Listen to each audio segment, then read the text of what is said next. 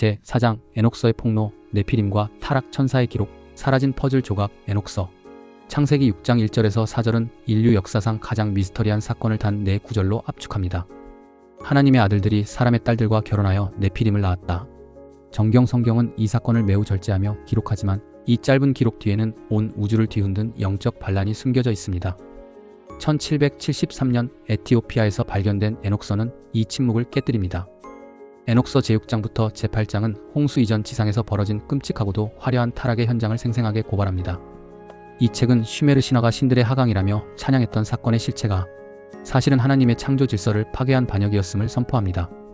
아프리카에 위치한 에티오피아의 시바 여왕이라 불리는 마케다는 솔로몬 왕의 지혜를 배우기 위해 많은 예물을 싣고 방문했다가 솔로몬과 사랑을 나누어 아들 메넬리크 1세를 생산하므로 아프리카의 검은 유대인을 전승했다고 전하고 있습니다. 이 에녹서를 정경으로 받아들인 교파는 에티오피아 정교회가 유일합니다. 바로 이 에녹서를 기록한 것으로 보이는 창세기 5장에 등장하는 에녹은 아담의 7대 손이자 가장 장수한 무두살라의 후친으로서 365년을 살며 하나님과 동행하다 죽음을 보지 않고 들림받은 인물입니다. 엘리야와 다른 점은 하나님과 자주 동행하던 중 생전에 여러 번 하늘을 오가며 보고 들은 바를 그 에녹서에 남겼다는 점입니다. 세 권의 책 중 에녹일서에는 5부분으로 나뉘며 1. 감시자들의 책, 타락한 천사들이 인간 여성과 결합해 네피림 거인을 낳음.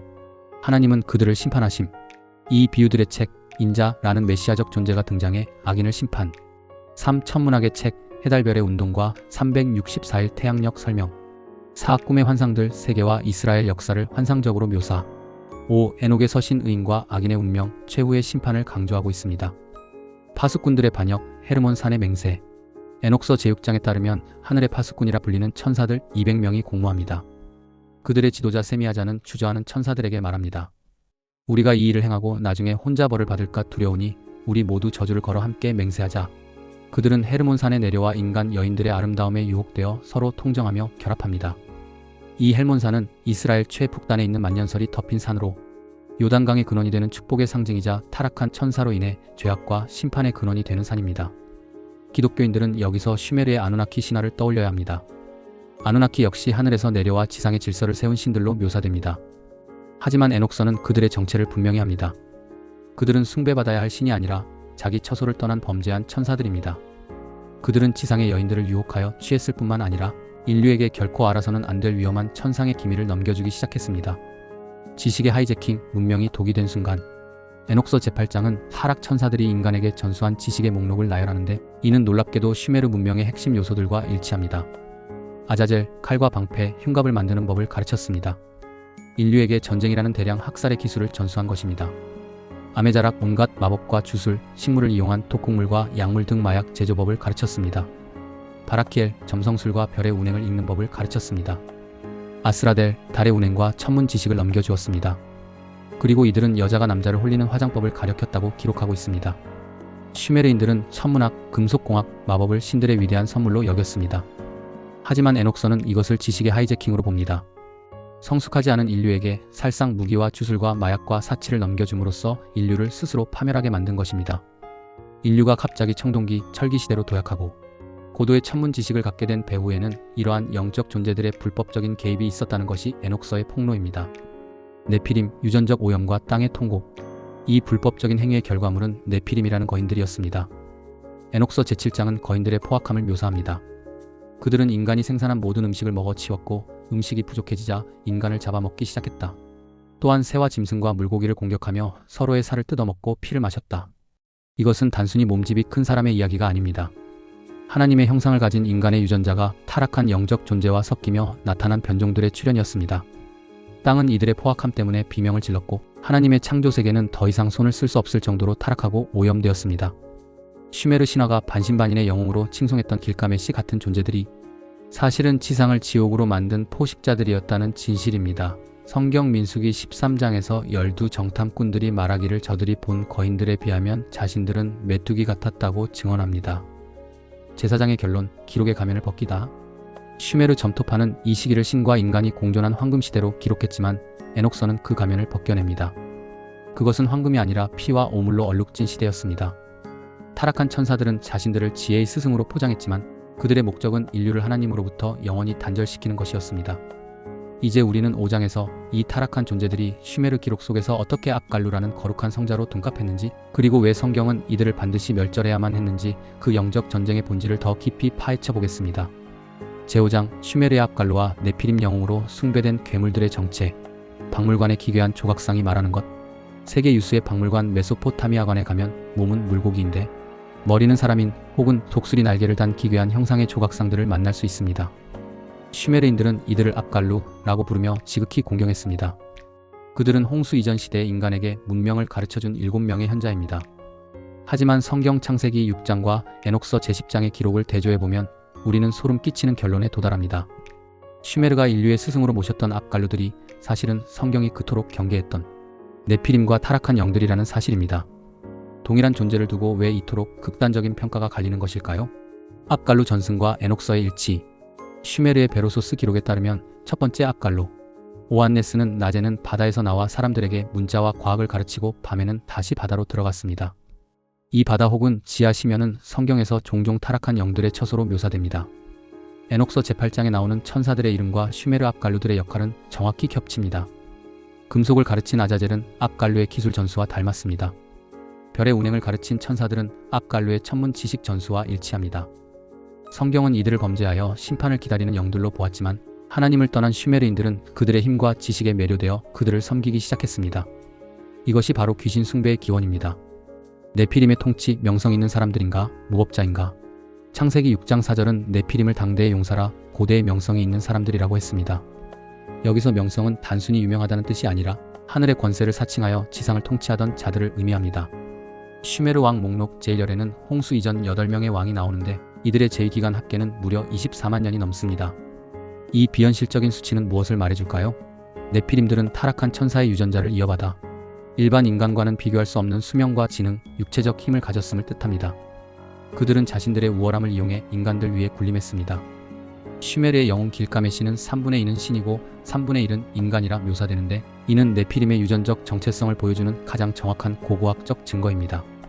그리고 여기서 선화담론을 대입해볼 때 20만 년 전부터 저들이 다스리던 나라와 인류가 이미 존재했다는 이야기가 아닐까요? 하나님은 식물과 동물을 창조하실 때 종류대로 창조하셨습니다. 창조의 핵심은 경계입니다. 그러나 타락한 영들은 이 경계를 허물었습니다. 천사와 인간이 섞이고 심지어 동물들과의 유전적 결합까지 시도했습니다. 슈메르의 압갈루들이 반인반수의 모습으로 등장하는 이유는 그들이 바로 이러한 혼종의 산물이었기 때문입니다. 에녹서 제15장에서 하나님은 네피림들에게 선언하십니다. 너희는 영적인 존재이면서 육적인 여자들과 결합하여 육체의 자식들을 낳았으니 땅이 괴물이 되리라. 슈메르인들은 이 괴물들의 강력함을 숭배했지만 성경은 이들이 창조 질서를 파괴하는 암세포와 같은 존재임을 명시했습니다. 하나님이 홍수로 세상을 쓸어버리신 것은 단순한 화풀이가 아니라 오염된 인류의 유전자를 정화하고 노아라는 순수한 씨앗을 보존하기 위한 긴급구조 작전이었습니다. 슈메르 문명은 네피림의 제자가 되어 화려한 도성과 기술을 얻었지만 그 끝은 멸망이었습니다. 반면 노아는 비록 세상으로부터 조롱받았을지라도 하나님의 제자가 되어 방주를 지었습니다. 이제 우리는 6장에서 이 두 세력의 최종 격돌지였던 대홍수의 현장으로 가보겠습니다.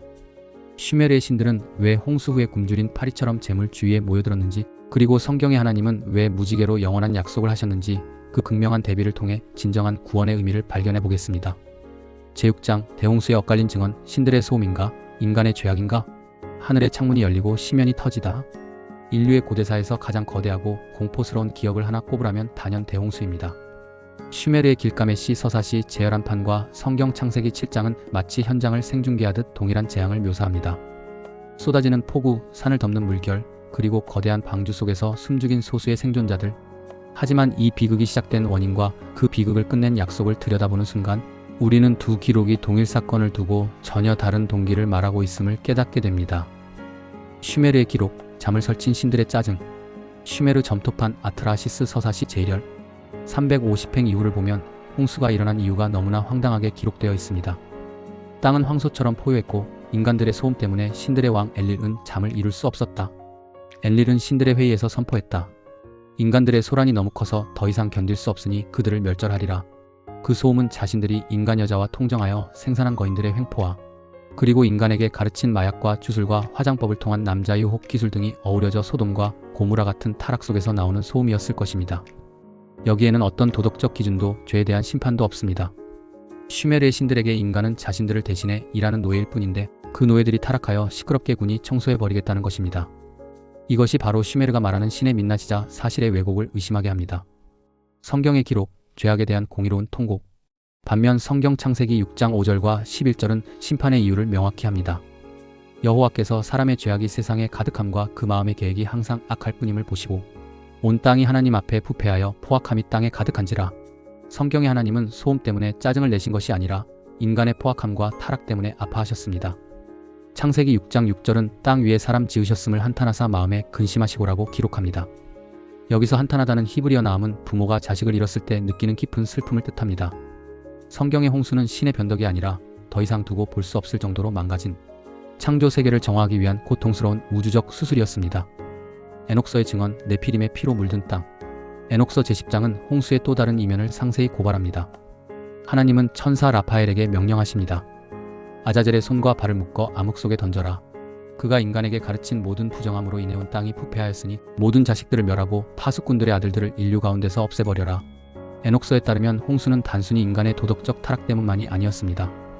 타락한 천사들과 네피림들이 지상에 퍼뜨린 유전적 오염과 잔인한 폭력, 그리고 주술적 타락을 완전히 씻어내지 않고서는 인류라는 종 자체가 멸절될 위기였기에 하나님이 개입하신 것입니다. 슈메르의 신들이 소음을 이유로 인간을 죽였다면 성경의 하나님은 인간을 보호하기 위해 네피림의 통치를 끝내신 것입니다. 제6장의 결론, 파리떼 같은 신들인가? 무지개의 하나님인가? 홍수가 끝나고 배에서 나온 생존자들이 제사를 지낼 때 슈메르 기록, 길가메시 서사시 11판 160행은 이렇게 묘사합니다. 신들은 재물의 향기를 맡고 파리떼처럼 그 주위에 모여들었다.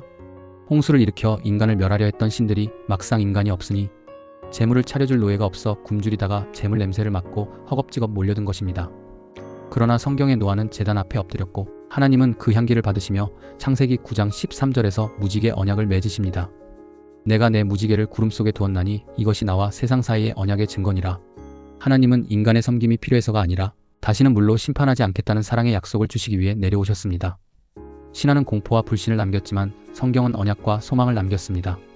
다음 장에서는 불신자들이 기독교를 공격하게 하고 성도들에게는 영적인 의문을 갖게 하는 성경보다 먼저 기록된 홍수 이야기 등 신화들의 내용들을 과연 성경이 카피한 것인가에 대한 논리적 해답을 찾아보겠습니다.